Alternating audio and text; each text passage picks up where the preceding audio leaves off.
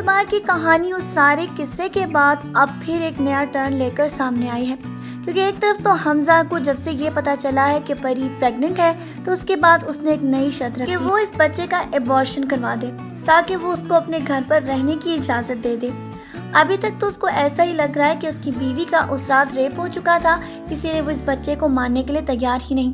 لیکن پری صاحب تو اس بات کو ماننے کے لیے تیار ہی نہیں۔ وہ اپنے بچے کو کسی بھی قیمت پر مار نہیں سکتی، کیونکہ اس کی زندگی میں اس سے بڑھ کر اور کوئی گڈ نیوز ہے ہی نہیں، کیونکہ اس نے اس بچے کے لیے بہت زیادہ انتظار کیا تھا۔ اب وہ اپنے ہی ہاتھوں سے اس کو کیسے مار سکتی ہے اور ایسے کیسے اس کو اس کے شک کی بھین چڑھنے دے گی۔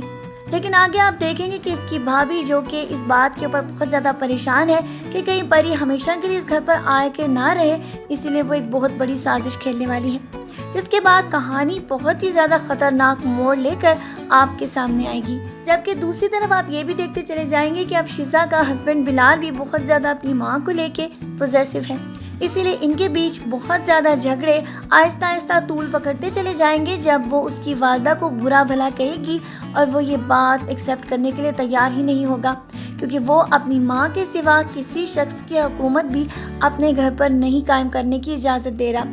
یہی تو سب باتیں شیزا کو بھی بہت زیادہ تنگ کر رہی ہیں، کیونکہ وہ تو اپنے بہنوئی کو جس طرح سے اپنی بہن کے ساتھ عزت اور احترام کی زندگی میں دیکھ چکی ہے، اب وہ بھی یہ اسی سے ایکسپیکٹ کر رہی ہے، لیکن اس کو یہ معلوم نہیں کہ جو اس کے ساتھ بہت زیادہ اوور پوزیسو تھا اب وہی اس کو ڈسون کر رہا ہے۔ لیکن یہ باتیں بھلا شیزا کی سمجھ میں کب آئیں گی؟ جبکہ پری کی زندگی کا ایک ٹرن تب آیا جب اس کے سامنے وہی ریپ کی کوشش کرنے والا لڑکا اس کے سامنے اسٹریچر پہ پڑا تھا۔ اب پری کو چاہے تو وہ اس کو مار بھی سکتی ہے، لیکن اس کی زندگی کو اس شخص نے کس طرح تباہ و برباد کر دیا تھا یہ اسے کیسے بھلا دے۔ اب یہی کہانی کا ایک ٹرننگ پوائنٹ ہے۔ اس کے بعد کہانی اس طرح سے موڑ لے کر سب کے سامنے آئے گی کہ پری اپنی زندگی میں آنے والے اس طوفان سے اب بہت ہی زیادہ مشکل سے نکل سکے گی، کیونکہ اس طوفان سے نکلنا مشکل ہی نہیں بلکہ بہت زیادہ ناممکن ہو جائے گا۔